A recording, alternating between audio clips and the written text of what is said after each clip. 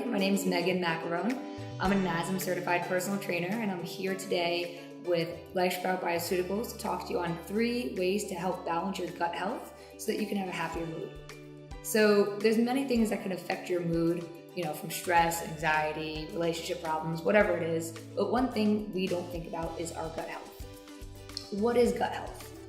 Gut health is just the way our body functions, right? It's the health of our intestines, it's the health of our colon, it's the health of our stomach. Those are the things that would make up our guts for the most part. So what we don't always realize is that our gut has living bacteria in it that really help with our immune system. It helps to stop things like illnesses and diseases from happening. It even helps with arthritis, and of course it helps with mood, otherwise we wouldn't be having this conversation. So the gut health, right, the bacteria in the gut can get out of balance sometimes, right? And what that means basically is that we have too much or an overgrowth of bad bacteria versus the good bacteria that we want to have in our body. So our body naturally has good bacteria in it, right? And this helps fight off infection. It helps with how we digest and assimilate our food and the nutrients that come with our food, along with many other things. But when we are out of balance in the body, we can see symptoms like gas, bloating, indigestion, acid reflux, IBS, constipation, diarrhea, along with other more severe things like candida, which is an overgrowth of the bacteria in our stomach, SIBO, which is another possibility. The list can go on, but we can also see things like mood swings, right? We can see that we are getting depressed and stuff like that more often. And a lot of that can come from our gut health. So there's many ways, I'm sure, to balance your gut health, but I'm going to show you 3 simple ways today. The first way to balance gut health is to eat fermented foods. So this is the most natural way of doing it probably, in the sense that you can just go out to the grocery store, get a food that is naturally fermented and contains these live organisms that are probiotics, that are healthy bacteria for your stomach and your gut, and you just start introducing those into your diet. So those foods might look like kefir, kimchi, miso, sauerkraut, or kombucha. So these things are naturally occurring foods, right? You can get them at the grocery store, and they all contain live cultures in them to help aid in bringing back more good bacteria into your stomach, so we can eat them in our day-to-day life. You don't have to go out and get all of these right this second, but just try one, see if you like it, and start introducing it into your day. The second way that we can help balance out your gut is by cutting back on sugary foods. Now, this can mean all sugary foods depending on how severe of an out of balance problem you have with your gut health right now. So naturally occurring sugars like in fruits and vegetables are great for us because the fruit and vegetable comes with other things like fiber to help us feel full and help slow down how fast the sugar gets into our bloodstream. But when we start adding in like chemical sugars and processed carbs into our diet, that's when our body can start to feed on those a lot in our stomach, and it can cause an overgrowth of the unhealthy bacteria that we have, the bad bacteria.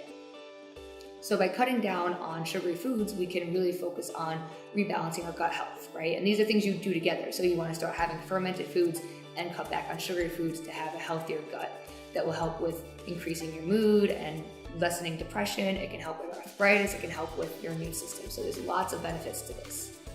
The third way that we can balance out your gut health is to take a probiotic. Now, a probiotic and a fermented food are very similar in that they're both delivering live good bacteria to your stomach, right? To your intestines, which is what we want. The difference is that you could take a probiotic and it can have specific strains of bacteria that you might need for specific reasons, and that's something that you could discuss with your doctor possibly. But there's lots of different types of probiotics out there. I recommend to get a refrigerated one and to take it on an empty stomach. In the morning is probably the best time because we don't want it to interfere with our eating, right? So we don't want to take the probiotic with food because it will interfere with how the probiotic works and how we digest that food itself. So we want to take it on an empty stomach. Those are 3 pretty easy ways to go about balancing your own gut health by just going to the store and getting some fermented foods, cutting back on sugary products, and even taking a probiotic in the morning on an empty stomach. You may notice some side effects to doing this though. So if you do have an overgrowth of unhealthy bad bacteria in your stomach at this time, you might have what I like to call some detox symptoms, right? This just means that when we first start to get healthier, right? Like you're getting healthier from inside, from your gut, and you're gonna have more good bacteria in there. What's gonna happen is the good bacteria is gonna push the bad bacteria out. And by doing so, you might see symptoms like gas, bloating, going to the bathroom more, even pimples or something like that. So you might see that for a week or two, and that's just your body kind of rebalance itself, right? It's getting rid of all that bad bacteria, and it has to be eliminated somehow. So that's probably how you're gonna see that happen. And that's completely normal. And just know that once that process is over and you're continuing to eat fermented foods, cut back on sugary foods, and take a probiotic, or just one of those things is amazing as well, you will start to balance out and have a healthier gut and a healthier stomach. And you should lessen the symptoms you see from things like IBS, constipation, or diarrhea. In the end, what you eat, what you ingest can really be the difference between having a healthy gut and an unhealthy gut. It can also be the difference between feeling depressed all the time and having a happier mood, because the gut health is so important to our overall well-being.